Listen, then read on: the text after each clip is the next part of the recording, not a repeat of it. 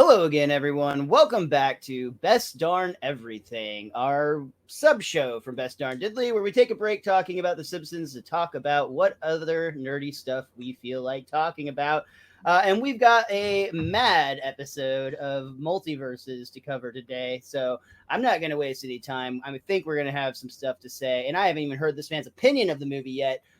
Welcome back, your co-host with the most, Richie the Whiz Kid. How you doing today, Rich? I'm doing good. I'm intrigued to see what you think about this movie, honestly, because I kind of have a feeling we might go a little bit different on this. I'm not sure. I don't know. Just from the vibe I was getting from the few texts we've exchanged about this movie.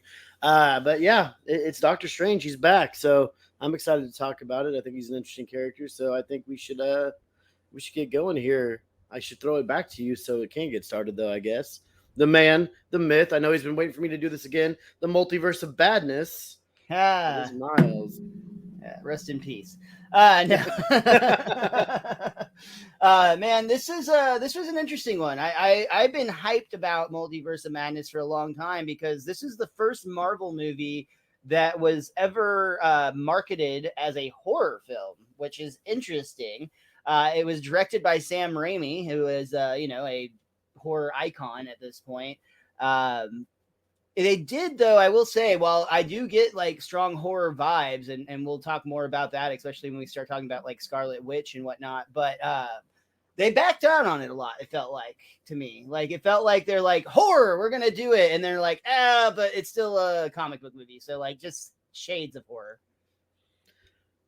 Yeah, I don't know. I felt like it was somewhere in between, like Spider-Man and Evil Dead in a way. Like I also felt some drag me to hell moments in there, especially with them literally like saying "go back to hell" essentially.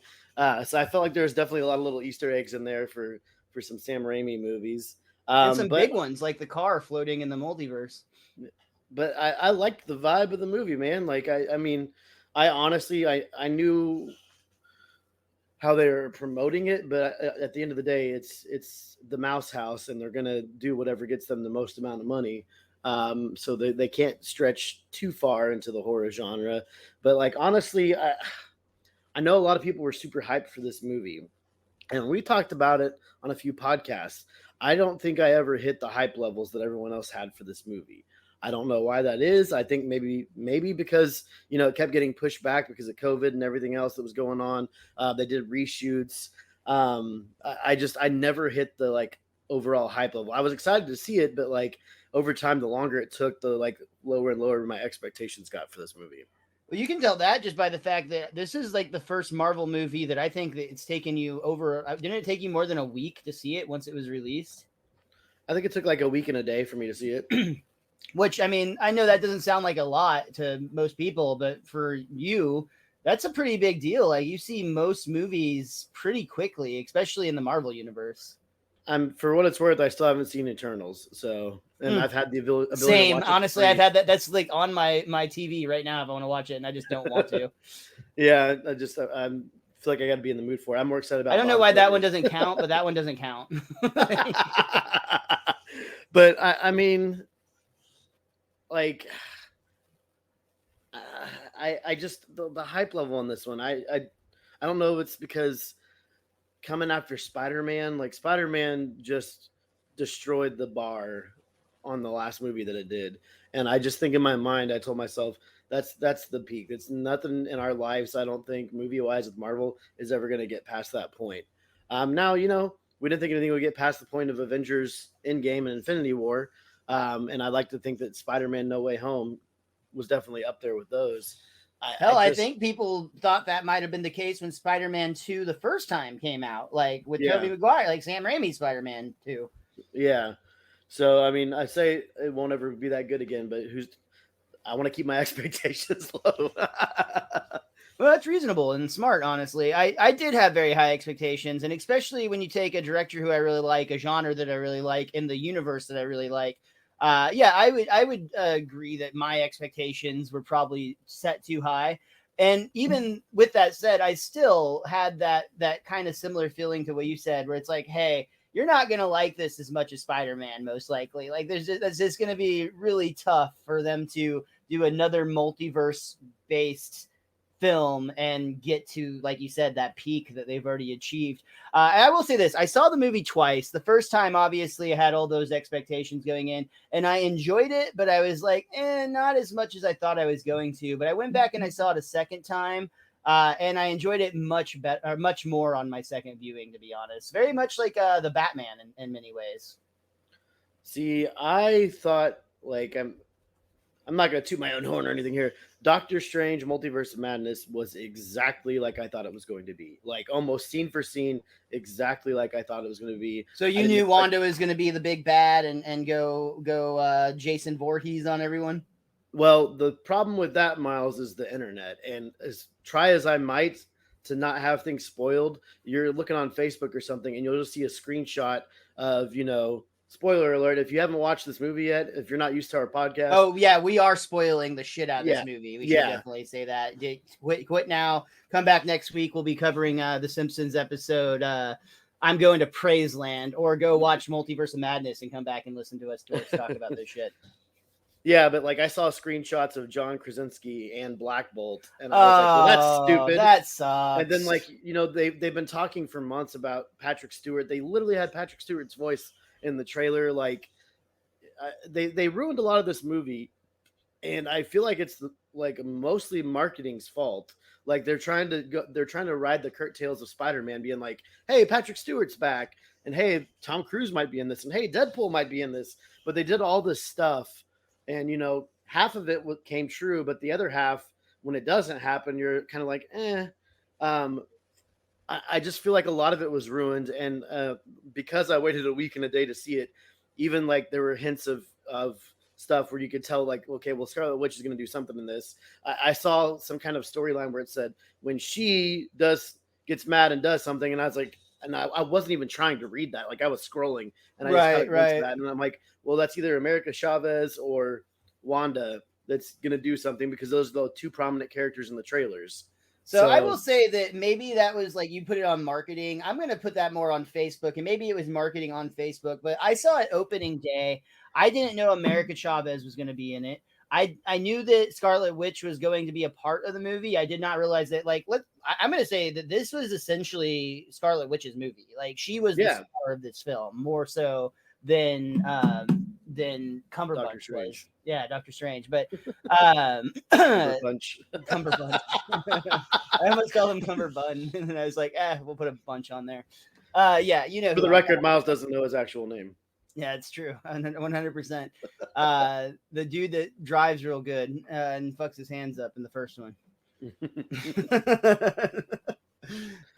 Anyway, this was very much Scarlet Witch's movie, and I did not I knew that she was going to have a role in it. Obviously, she was in the trailer, and I knew they would probably be significant, but I didn't know that she, like I said, I mean, she really is like the big bad in this movie, and like she is a very believable bad. I love a lot of the setup with her.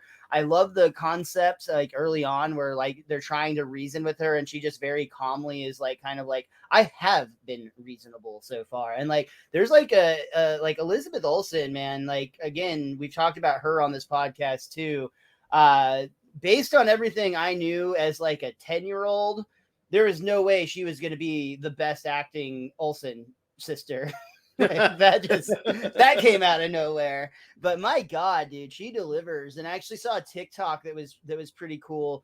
The scene where she ends up like screaming at her kids in the movie, like they were actually throwing stuff at her, like and as directed to do so or whatever, but like it was actually like hitting her in a way that was like she's like, stop, please, like don't throw it there, type of thing. And they like one of them basically like almost hit her in the eye, and she like legit like she just like basically is like, yeah, I let myself use that as an actress, and like when I was screaming, like it's showing the scene. That's the actual take they used in the movie, where like her face like it's like super angry, and she's like, I felt guilty afterwards because I was so mad about it. But just watching her deliver that very real scary persona, because this movie really puts a light on just how powerful Scarlet Witch really is. I mean, we knew that she created the whole, neighborhood or whatever in WandaVision, but this put her power level on like a whole new level. Oh, dude, like people have been saying this for years, but like she could have beat Thanos one on one. if he didn't have the Infinity Gauntlet and be able to like snap her away. Like I absolutely believe that her power level's strong enough to take on Thanos 1 versus 1, and she kind of did in Endgame for a little while there. She was she was knocking him around for a little while until he called in some reinforcements there. But yeah, that's like honestly, this is what a lot of people have been waiting for because Scarlet Witch isn't always a good guy in the comics either. So there's moments where she goes full Scarlet Witch, and that's essentially what happened in the movie. And I'm glad that they did it the way they did, where it was the Darkhold that was influencing her. So it wasn't like that; it was her own decision to just go full bad all of a sudden where you're flipping the character around. Like they built it up with WandaVision. You even saw like in the end credits of WandaVision where she had the Darkhold. So you know it's and they do a good job of explaining that in the movie where like it's feasible to understand why she's going the route the way she is. And like the whole opening moments where she's attacking the Sanctum Sanctorum, and like you want them to win and fend her off, but like at the other side, you're like, no, I want to see her get. I want to see what happens when she breaks their defenses down. Like I want to see what's going to happen. Well, then I love that moment where she like the way she breaks through is by finding the one weak link, and then like she does that thing where she kind of like whispers into his ear from behind, and like super creepy. And again, very like treating her like a horror movie bad guy in many ways. Oh my gosh, the scene where she was chasing Rachel McAdams and Doctor Strange and America Chavez through the tunnels, and they close all the doors, and then the horror movie trope that I absolutely despise, but like they did it. It's Sam Raimi being cheesy, so I could allow it. But like they get the door shut, but then they stand there and watch. And so yeah, like I know that they did that on purpose, and it was a choice, and I was laughing about it. But I love that whole scene where they're running through the tunnels with all the water was very, very horror, like Jason almost. I got Jason Voorhees vibes there, and also in the like with the Illuminati essentially when she's like kind of just like working her way through all of Ultrons and whatnot. Like the way that she's got the glowing eyes and the like coming out of the fog, and like she's in a hurry, but only like she's never like sprinting. She's always just like constantly moving forward versus like whatever the alternate Captain America is, Captain Marvel, all of that, like all Mr. Fantastic, all of those guys, like they're frantic. They're sprinting, they're fighting, they're flying, they're jumping, they're flipping, they're doing everything that they can to stop her. And she's more so just kind of moving at a constant like wave of terror. yeah. And man, speaking of those other not so superheroes, what a scene, man. What a scene. I mean, she freaking obliterated them. And like Black Bolt, who's regarded as one of the strongest characters, just period, that I did not expect to watch his head get dented so instantaneously. So I'll be honest, I don't know anything about Black Bolt at all. I know that he was on a show that was not very popular. I think one of the various Marvel shows that didn't really make it. I know a lot of people in the theater were very excited whenever he popped up. I was a lot more interested. I liked seeing Peggy Carter from the What If series. I like seeing John Krasinski as Mr. Fantastic. That was good fan service. Obviously, Charles Xavier, even though, again, I knew he was going to be there to some extent, it was really cool to see him come out from the like X-Men animated series vibe. Like he had the same outfit and even the same wheelchair as he has in the X-Men the animated series. So that was pretty cool. They had the music playing very lowly in the background. And that was the animated series like symphony or whatever it's called, the orchestral. So yeah, that was cool. But I mean, when she just like that Black Bolt image stayed in my head for a very long time. With like, what mouth? Yeah, I'm surprised that they went that route. And when I looked up after the movie on IMDb, because I was thinking like, how do I talk about this with other people? When I saw the ratings, when it says like sex and language, none, violence, severe, and I'm like, this is a Marvel movie, and it's like the violence and the gore, it says like severe, and I was telling people that haven't seen it yet, like. I mean, there's violence in this movie. Oh, for sure. I mean, violence in this movie. Even though like Mr. Fantastic's kill is a lot more cartoony because of the nature of his powers, it's still like traumatic to watch. Yeah. And then you hear Jim screaming there, and nobody likes that. Exactly. Yeah. Poor Pam and the kids back home. There's a lot of rumors going around all of that stuff, including the fact that John Krasinski's, what's his actual wife's name? Emily Blunt. Yeah. So he directed A Quiet Place, which starred him and his wife Emily Blunt. There's rumor that Emily Blunt is actually going to play Sue Storm, and he will be directing the Fantastic Four movie, which is crazy Yeah. to think about. But Like 2 days ago, I saw something where it said like it's almost confirmed at this point that he's going to be directing Fantastic Four. Which is he directing and starring in it, or are they just going to let him have this fan service moment and then cast somebody else as Reed Richards? I think he'll do both. It's not that uncommon for an actor director to do that, to direct from on film. Like I think that's very doable. We'll see. It is a huge project, so maybe they'll bring in a different director. Maybe he'll just have like a co-directing credit or something. I have no idea. Are you good with him playing Reed Richards? Yeah, honestly, I thought he looked cool. I think that if they're going with that, that means that they're setting it up a little bit that, it's going to be him and Sue Storm are going to be slightly older versions of themselves than what we always get in the comics. And obviously we'll have their kids as well.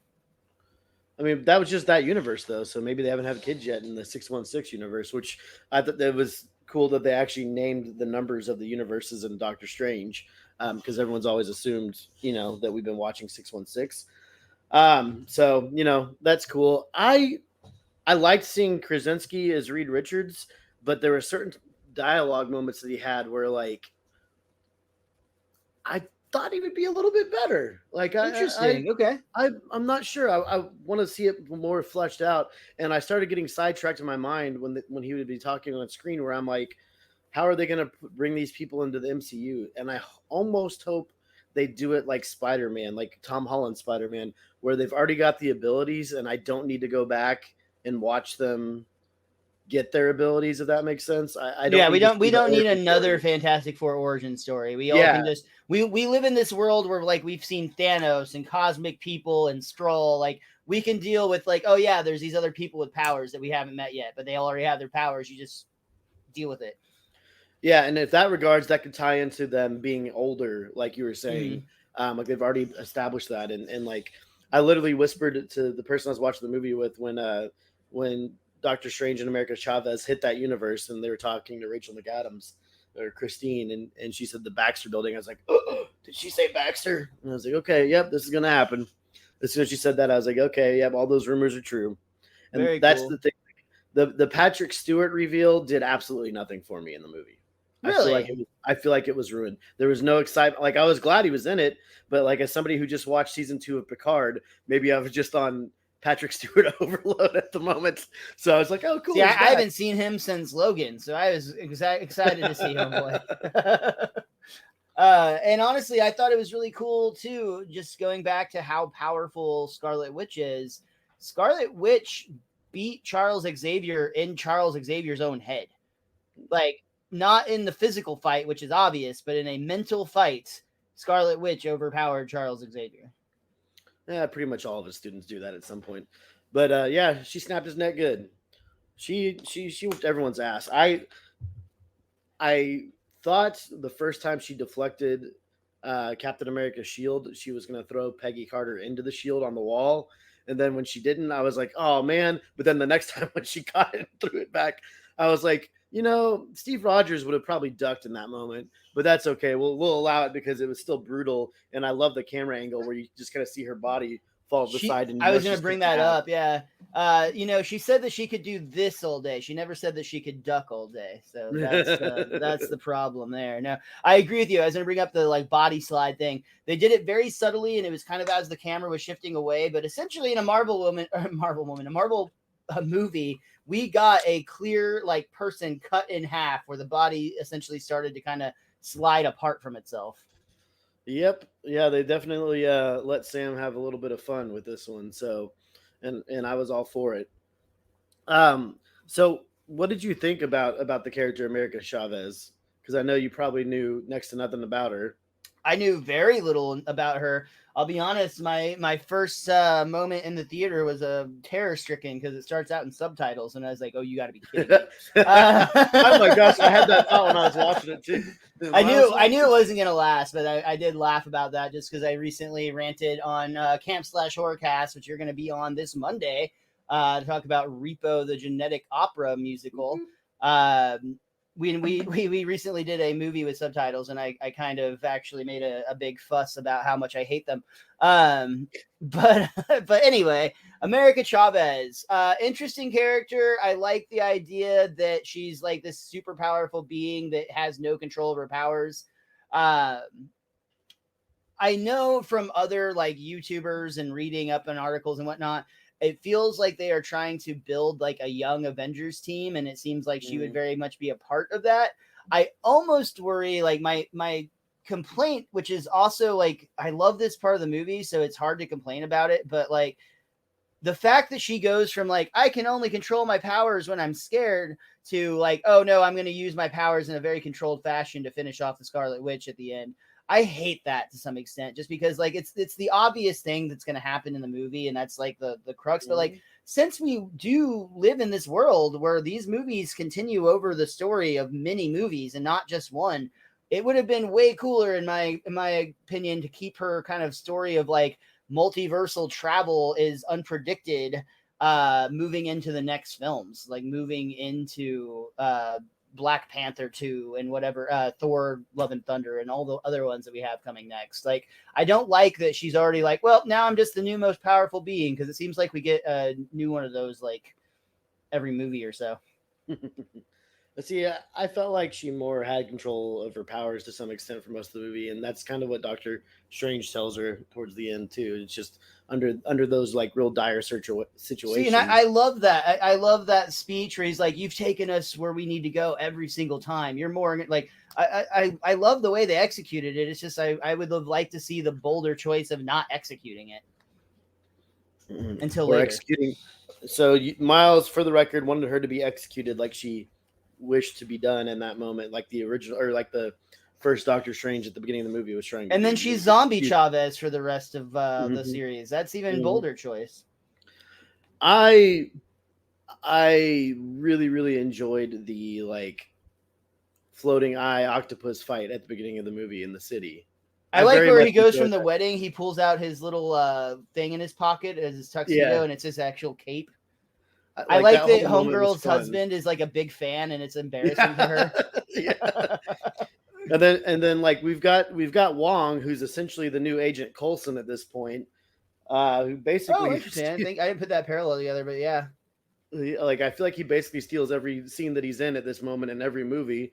But like I very much enjoyed all the stuff that he did in there. Although the one complaint with Wong I had was at the end when he's basically like, Strange, you need to take her powers to defeat the Black or the Scarlet Witch.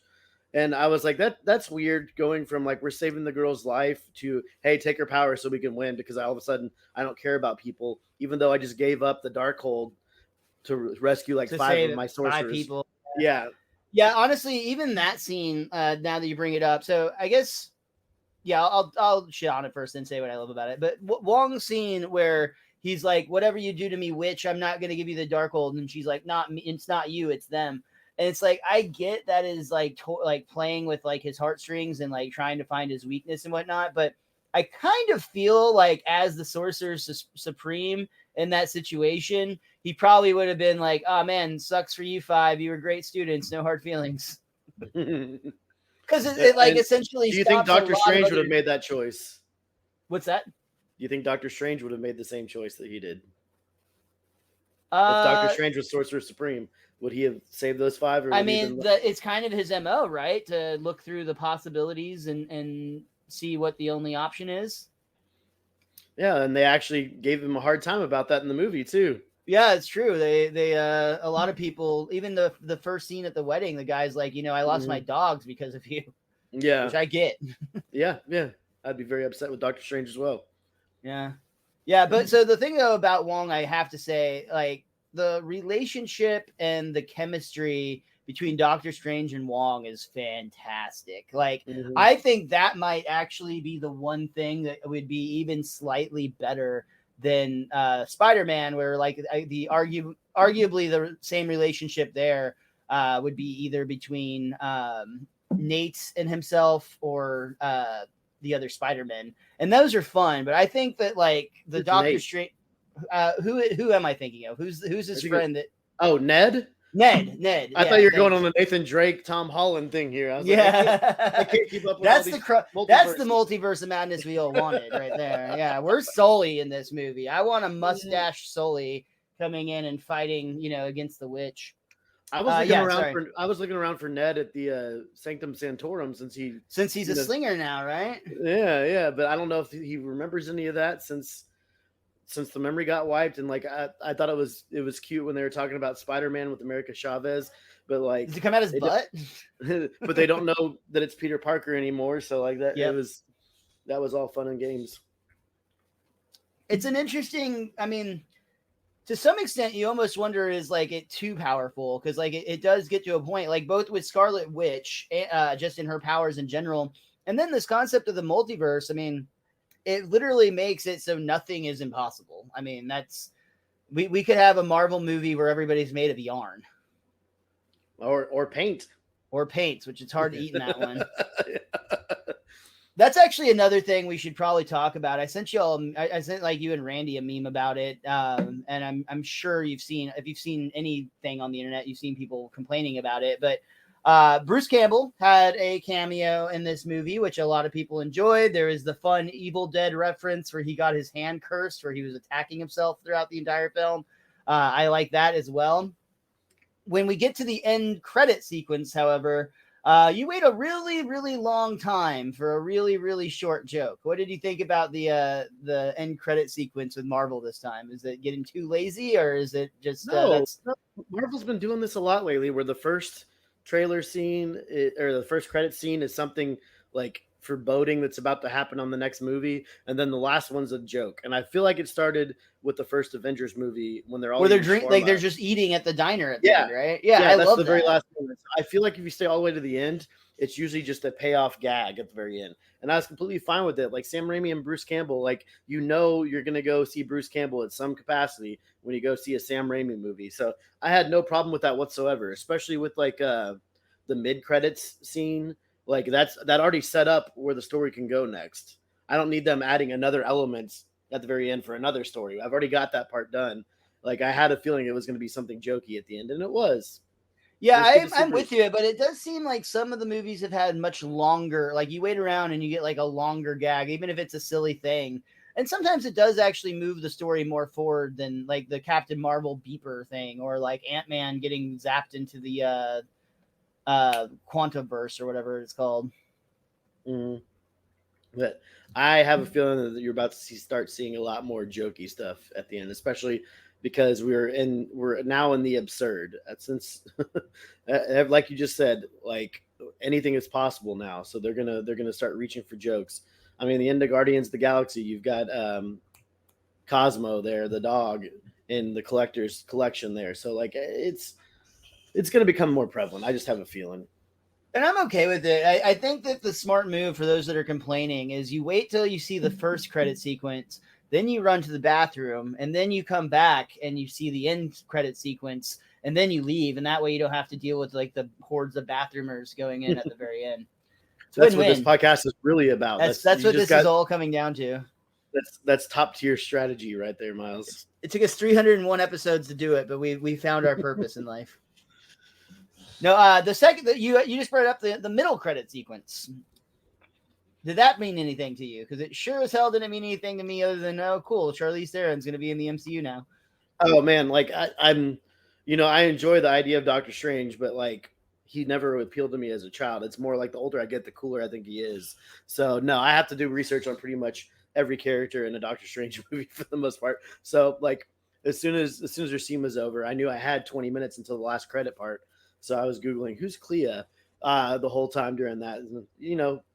With the modern internet age, you can figure it out pretty quick. So it's enlighten us, because I haven't bothered to make that Google search. Oh, okay. Well, apparently in the comics, Clea was like a disciple of Strange. But I get the vibe I get from the movie. It's not going to be that kind of relationship in that regard. But apparently, she becomes his wife in a lot of the comics at times. She definitely becomes like a heavy love interest and things like that. So her talking to him about going to the dark dimension, which we only saw for like a little bit of time in like that quote unquote boss fight scene in the first Doctor Strange movie. Oh, um, that's right. diving Yeah. diving into the dark dimension is the natural progression of where we need to go next. So there's a lot of good possibility there, and I enjoy the fact that like he basically said goodbye to his old love. So now and then he decided that he can be happy, which he was happy until he had a third eye pop out of his head. And now they're bringing in, almost in movie magic moment way, bringing in a new love to replace the old love. That doesn't happen that way in real life, folks, but in movies it absolutely does.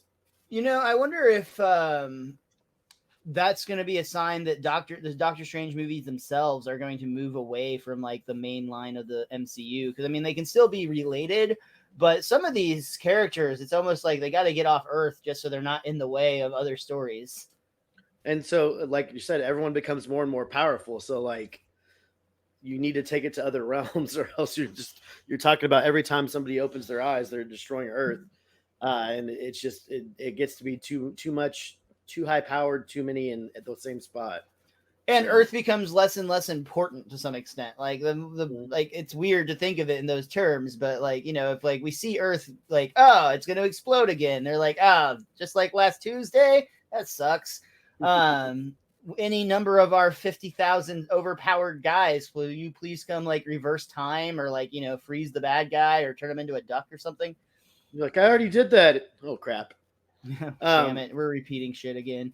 but we're also at that point, like after Guardians of the Galaxy and storylines like Infinity War and Endgame, where we've gone beyond the realm of Earth. Like even the second Thor movie does it. The first Thor movie does it. So like we're already like out in the cosmos. So you can take the storylines out there. Why not? We still haven't had a Nova movie. That's a space story right there. Like we have all these characters we could take out into the outside realms of Earth and just have some new different stories, which I'm good for that. I'm Yeah, absolutely good for that. at a certain point they have to do something, right? Because I mean I read something with Scarlet Witch specifically, that there's a storyline where she might in some way essentially put a spell on herself that causes her to forget, like she basically gives herself like amnesia in the comics, and that causes her to forget her powers. Which if she doesn't remember her powers, she's not like a danger to use them or whatever. I think in that storyline she actually ends up marrying and getting manipulated by Doctor Doom. Well, I mean, just because you forget you had the powers doesn't mean the powers aren't still there. Of course, that's the thing, is that's like it turns them into like that device, that plot device, the gun, Chekhov's gun. It's basically Chekhov's magic powers at this point, because that they're there, and you're just they're gonna go off at some point. As soon as the kid throws something in her face, she's gonna lose her mind. Yeah. Ah! Yeah, it's kind of terrifying actually to think about. I mean, maybe she shouldn't be. She's the version of Scarlet that shouldn't be a mother for sure. And I thought I saw people online complaining that Vision wasn't in the movie, but honestly, I'm really glad that he wasn't. Like you don't need to bring Vision into the story for Multiverse of Madness. Like you absolutely don't. You can talk about him, but you don't need him to be a part of it. Yeah, I'm okay with that. Honestly, I know Vision, got all busy at the end of WandaVision, and I honestly can't even remember. Like, I know he's all white now, but I can't really remember where he is. He just kind of wandered off, I guess. So he's contemplating He what wandered real off. yeah, he's contemplating what Real Vision was talking to him about. So, I mean, he's got a lot of contemplating to do. Yeah, sometimes you just need some time to think. I respect that. That's fair. And he knows that Strange has it under control down there. It's so and also plus like he's the last person that wants to step into that fight, like a fight between an old friend and your wife. Like you don't want to deal with that. But it's a Yep, different vision. I gotta go to outer space for a while, guys. Sorry. It's a different vision though. So like Is I it mean, though? Because they did that whole like ship paradox thing where they basically took all of the old parts of Vision and used those to build the new parts of Vision, and Vision got all of his memory. New Vision got all of his memory. So isn't it essentially the he same? gave the new vision his memories. So like he's just saying that they exist. That doesn't mean that that Vision understands those memories and actually like agrees with those. Like he was programmed to kill Wanda, so that program still exists. So like I think I take it as a completely different Vision. See, that would have been interesting, I think, if maybe he was the one that showed up at the end credits. Like that might have made more sense, frankly, and got people more hyped than the random person that nobody knew about that you had to Google. Yeah, but Vision's not part of Doctor Strange's story, and they're trying to forward Doctor Strange's story. I'm kind of I guess maybe a Vision overload after WandaVision, so I'm like, it's good. Let Sleeping Dogs lie for a little while, and then bring him back down the road for something. And I feel like if he would have shown up in this movie, Scarlet Witch would have been able to obliterate him. Especially like I think she would see it as like that's not my Vision, so you shouldn't exist, kind of thing. And Yeah, I don't know. I hope they get away from the Wanda and the kid storyline the next time we see her, because I definitely don't like. She's clearly not dead. She's too powerful to be crushed under all that stuff and not survive. So yeah, and you would think that with the big conclusion that they had, where she essentially, the ending is basically the monster that she is. She is that monster in front of her kids, and her kids are afraid of her, and that more or less breaks her heart. Which I will say that is a very emotional scene. And again, shout out to Elizabeth Olsen just for how compelling of a job she does, where you can see her rage shift into her mourning and sadness, and then almost disgust with herself, as you know, and then the same actress playing it's not the Olsen twins stepping in, but other Wanda comes in and is like, she is the ultimate mother. Like she demonstrates the compassion and the patience that it would take to be a mother that this Scarlet Witch clearly does not have. And it's an interesting sense that like that again that scene is very emotional and very complex for a comic book movie. well, to me, it was like it was just a reflection for Scarlet Witch on like how far was she willing to go to get what she wanted, and like she wanted nothing but to have her kids, and she went so far that she actually caused harm to quote unquote her kids. And I mean, it's just kind of a metaphor for the whole movie because she obliterated a whole lot of people in the movie. So like, how far is too far? I think there? she's responsible for a few like complete universes being gone, right? Like just collided and destroyed. Probably, yeah, because we saw. Well, Strange was the problem in a few of them, though. From what we saw, that's the whole reason the Illuminati Well, wanted yeah, to. according to the Illuminati, Strange is the biggest threat to the multiverse, more so than the Scarlet Witch. It just so happened that we had the two iterations that was not the case. Mm-hmm. But I mean, there was a lot of fun in that. I do think, with all the Darkhold structures crumbling on Wanda, where you don't see her anymore, that could honestly open it up to what you're saying, where like she comes out of the rubble but has amnesia already. Like they could do something like that, and it would be. I hope they don't do that because that's too easy. But well, I mean, I will say this: the only reason I kind of like that, because usually I would agree that's super easy, but if that is the main drive for WandaVision season 2, I would be okay with it because it plays so perfectly into like the corniness of like that's such a like soap opera trope of like, oh, I don't remember who I am. Like I feel like they could actually, if they like almost like steer into that with WandaVision, that would be okay. If they just make that the next movie, I would agree. I'd be like, oh, really? She just doesn't remember after like, yeah, I'm with you. But I think that makes sense. And I think to some extent they do have to start cutting some of these branches, so to speak. I mean, just like Loki, whatever that department was in Loki, where you got to trim those things off or whatever. They kind of get going with these insane premises and these insanely powerful characters, and then it's almost like you have to find a way to get them out of the way so that the story can continue to make sense. I'm trying to. I don't. I was going to ask: Is Wanda? Is there going to be a season 2 of WandaVision? That's what I'm trying to Google. I believe right so. Yes, I believe they've announced season 2 of WandaVision, but I could be wrong. If not, what just use the pitch I just said. You might want to sit down. According to Marvel director, WandaVision is a one and done series. Bummer. Just announced that like last, or is it the 22nd? I swear that story said May 22nd, 2022, which is 4 days from now. I just read it. Dude. Yeah, he's using the time stone over there. Oh no. That's funny. So speaking of WandaVision, I will say this: I like the thing they did with the fingertips from the Darkhold. I didn't know this until I read it, but that was a holdover from, oh my god, the neighbor, the villain in WandaVision, Agatha. Agatha. It was Agatha all along. Agatha, when we see her in her witch form, she has the black fingertips. Wanda, once she's used the Darkhold, she has the black fingertips, and Doctor Strange, once he uses the Darkhold, has the black fingertips. So it literally like leaves its mark on its users, and that kind of leads into the third eye thing that you brought up. The end of the movie, we see it looks like everything is going pretty swell for old Dr. Stephen Strange there, until in a moment where he looks like he's in absolute pain, he falls to his knees and we see a third eye open up on his forehead, which was very similar to the evil version that he had the very dope music fight with. I meant to bring that up That earlier. was really cool. That was probably my That was favorite scene, honestly, is the music fight where they're just sending notes yeah. and shit at each other. That was rad. I feel like that's hardcore Sam Raimi right there. Honestly, Of course, like, yeah. only Sam Raimi can come up with something like that. But I thought it was really cool, and I bet a lot of people didn't enjoy this, but I go, this is hella fun.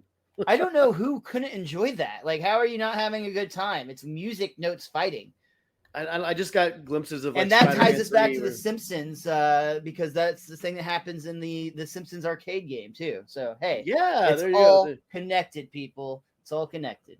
That was a great fight scene though with the music notes. I absolutely enjoyed the hell out of that. So Yeah, agreed. But the person he's fighting, Doctor Strange, is fighting other Doctor Strange, evil Doctor Strange, who apparently let his entire universe collapse while he took, refuge inside the Sanctum Sanctorum or whatever it's called.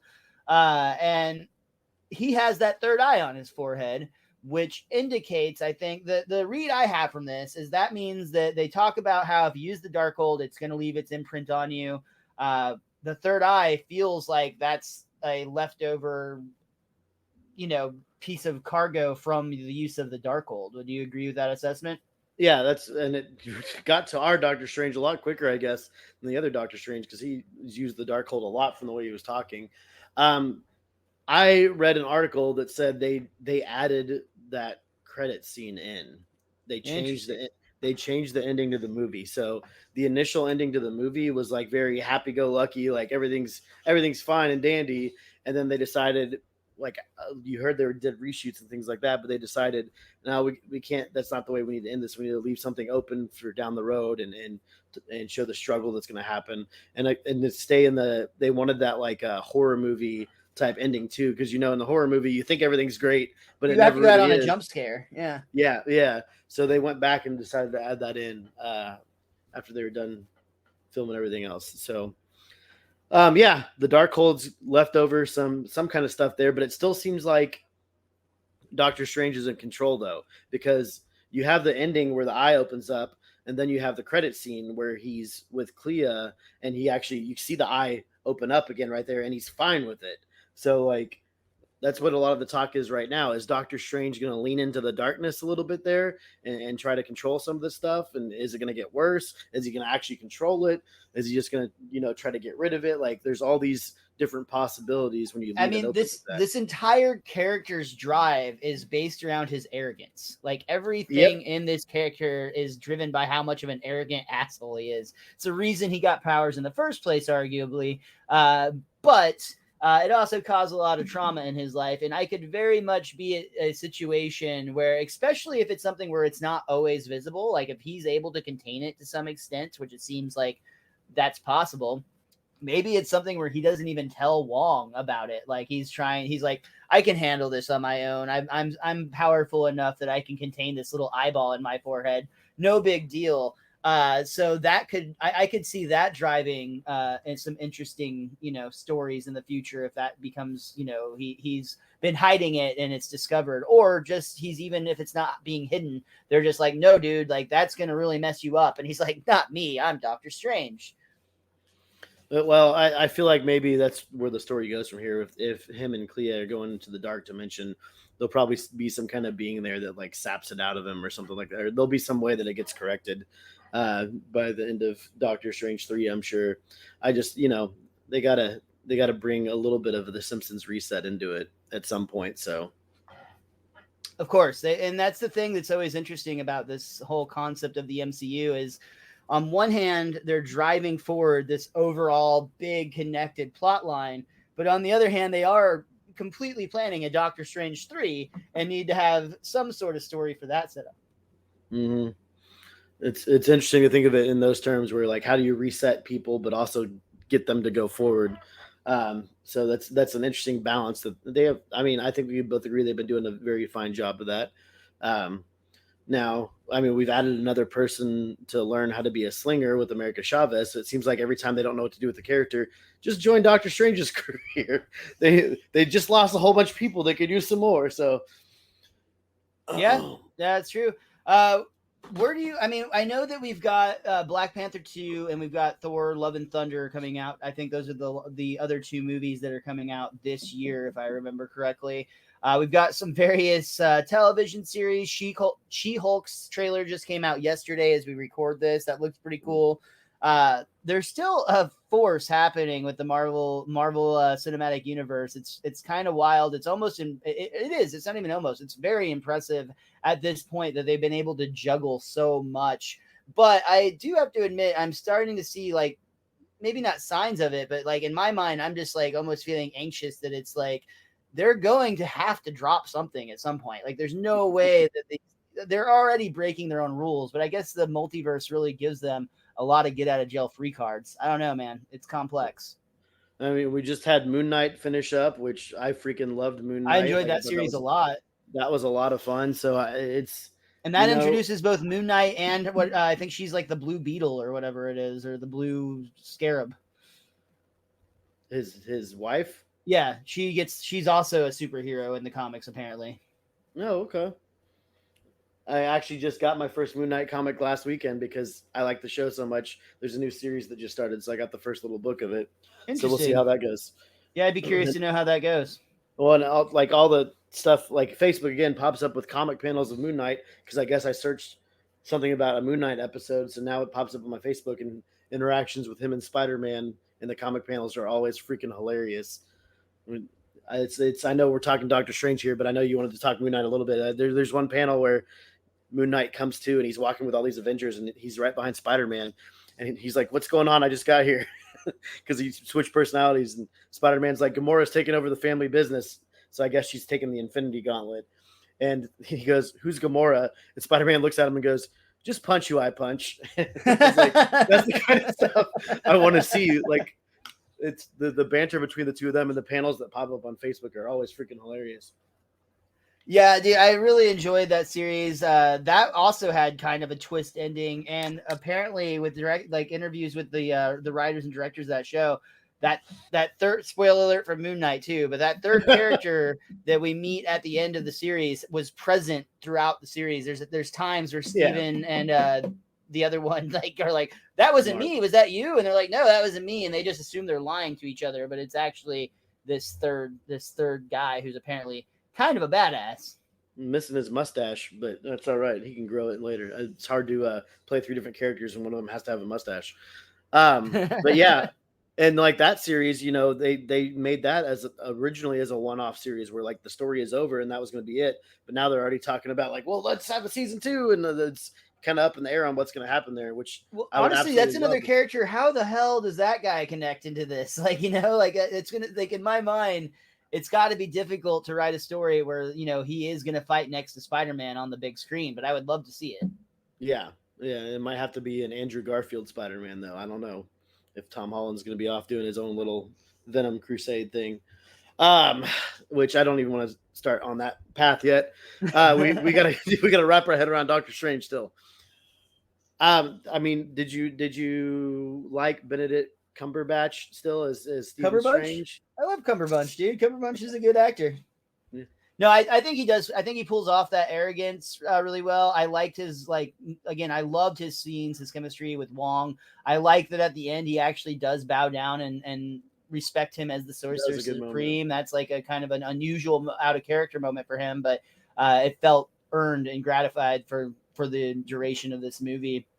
The one complaint that I can almost see, but I think goes to your argument that it's just like, guys, we can't set our expectations too crazy high. And essentially, we already got what people are asking for with that Ready Player One. But a lot of people are like, well, if it's really a multiverse of madness, it should have been way wilder with way more different character crossovers. And it's like, just red means go and green means stop. Like, that's not much of a change. It's like, dude, we got a really good movie, like, and we saw a lot of weird shit. Like, I don't know, I felt okay with it. If you do more, like you had the 838 universe, I think that's or 89. I don't remember what the number was, but they go to that universe and you meet all these characters, and then you see them get like obliterated. You go to another universe, you see more cameos, and they get like, where do you draw the line? And Right. It could be oversaturation where it makes the impact less important. Literally, the impact of a dude's skull, it would be less important if you kept seeing it, every 5 Over minutes. and over and over again. Yeah, Yeah, no, I agree with you on that. I think that people just like to complain. Yep, that is the day and age we live in.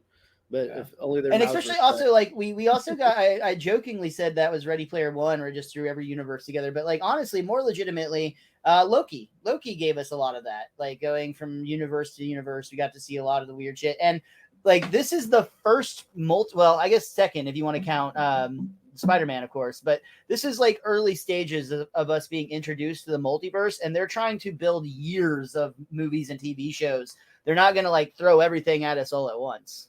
Well, and as much as they planned in advance, I don't think they planned that much in advance on that regard. Like, that takes a lot of like strategizing and doing that to get all that going. So people just need to calm down, take a deep breath, and just enjoy the ride, man. Like, it's again, 15 years ago, before Iron Man started, you would never think we would be at this day and age, especially this quickly, of all the stuff that we've gotten to see. I still remember like freaking out about both the X-Men and the Spider-Man trailers, like in a movie theater when they first played. And it's just like, like, the cartoons that I like are going to be in real life. Like, it's mind blowing. And now, yeah, they've done an incredible job of world building. And of course, it's not perfect. If we go back to Iron Man and the Hulk that had Edward Norton in it, that's still somehow canonically involved in this, there's obviously like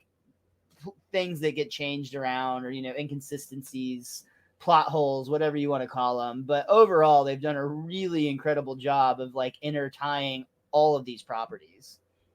Yeah, and for what it's worth, we talked about it a year ago, a few years back after Endgame. Didn't think they could keep it going after Endgame, and they still look like they're going pretty strong right now. They're not showing signs of slowing down. And I mean, if nothing else, you got nerds like us who have now had, what is this, our like 5th hour-long conversation about the MCU. I mean, I at least our 3rd. I don't actually know, but we've talked about several of these movies at this point, and we always end up. To be fair, we do hour-long episodes about one season of Cobra Kai, so that this isn't saying much. And that's coming back in September, so I'm so happy you can expect it's the week I took off work. It's that week I took off work and it comes out. Yeah. We're going to do a week-long podcast, just live streaming us. The week before Miles' birthday spectacular. Watching Cobra Kai, reacting, and then doing our podcast right after. It's going to be perfect. We're going to have to start over a few times, though, as we learn the hard way. Man, is there anything else that you want to say about Doctor Strange? I'm ready to say let's save it for the next Marvel conversation, but let's if there's anything else that you've got that you want to talk about, let's get it out. I'm really interested to see like what kind of bad guy gets involved in the next one. Like I'm Doctor Strange is still one of those properties where I know like a little bit about it, but just not a whole lot about it. And diving into the dark dimension is a really cool way to go. And I hope they do it. And I hope it's not a lot where like he's doing what he did at the beginning of this movie, where he's like at a wedding and then eating food and stuff like that, which is great for that movie, but do something different in the next one. Doctor Strange is a very cool character. He's got a lot of cool powers, and I always feel terrible when he gets super arrogant because I'm like, oh, reel that in. But at the same time, I love hearing him deliver lines in an arrogant fashion because they're fantastic. So I think it's a very fun and interesting character, and I hope they continue with the fun stories with him. Do you think that we're going to just not see Doctor Strange and other properties for a while since he's off planet or whatever, or off dimension or whatever you want to call that?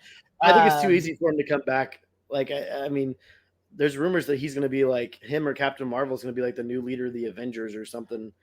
Since we're down a couple leaders, Captain so Marvel makes more sense if I'm being honest. Like, but don't she's so eager to go off planet so fast that it would have to be an interplanetary like obstacle. Avengers. Yeah, Yeah, yeah, that's fair. I don't if know. it's about Earth, Honestly, man. I don't love either of them as the leader of the new Avengers. To be honest, But that creates a good story though, where it's like you're not Iron Man or Captain America, and how do you get these people to follow you when they're used to having Tony Stark or Steve Rogers directing the path of where to go? That could be a very good story where it's like, hey, you're not Iron Man, calm down, dude. you know You're what? not That Cap. I completely forgot about this until you just said that about Captain America, because we have a new Captain America, and there is Yeah, a Captain America movie coming out. Starring Anthony. What? Mackie. Yeah, thank you. Um, I think I just read the other day that they announced it. Like they're already talking about having Moon Knight appear in the next Captain America movie, Ooh, which that would be really interesting. that gives me more intrigue to see it. Honestly, like every time a Captain America movie's come out, I've been like, I'm gonna see it, but I'm not necessarily over the moon excited for it. But if Moon Knight's in it, Yeah, I just googled it, and it's definitely in the rumor phase. I would not take it with too much more than a grain of salt, but there's talks that they already have plans to write Moon Knight into the next Captain America movie. like probably after all the success and fan reactions to the series, I mean that makes sense. Get him on screen more. Well, and also I think that we've seen a lot of the new Cap or Falcon and Bucky and whatnot, but having that other character thrown in there gives that ensemble feel a lot of fun, and that's what I liked most about Captain America and the Winter Soldier, or Falcon and the Winter Soldier, excuse me. Mm. Yeah, but all right, man. I think that's gonna do it for this week's best darn everything. I'm very excited, dude. You're gonna be on the other podcast that I do, which is Camp/Horrorcast, every Monday night live on Twitch. You're on vacation next week, so you're joining us, and you're bringing a movie that I've never seen to the table. On one hand, I love watching movies I've never seen. On the other, I traditionally hate musicals, so I don't know how I feel about this yet. I haven't. I've seen like maybe 3 to 5 minutes of the movie myself, so I've never watched it either. So we're both diving into some new territory here, but I'm hoping for a bloody sing along good time here. Bloody disgusting. Yeah, yeah. I love it. No, that's cool, dude. That's very cool. You can also follow Richie at the Wiz_Kid23. You can follow me at Mr. Most Days Off, and you can follow our show everywhere online at Best Darn Diddly. That's Diddly. And I think we're going to be having some fun on our next Simpsons episode here. So mod territory is always good territory to get into, man. We got some fun, stuff to talk about. Is she still around and wanting to get it on with the devil? Or, what's going to happen in the afterlife? I don't know. With the devil. Yeah, it's going to be fun to find out. We, of course, appreciate everybody who tunes in each week and listens, follows us or gives us money on Patreon. You guys are the best, actually. All of that is very much appreciated. And come back next week. As Richie just said, we're going to be reviewing the episode I'm Going to Praiseland. We love you, Elizabeth Olsen. And until next time, be cromulent to each other.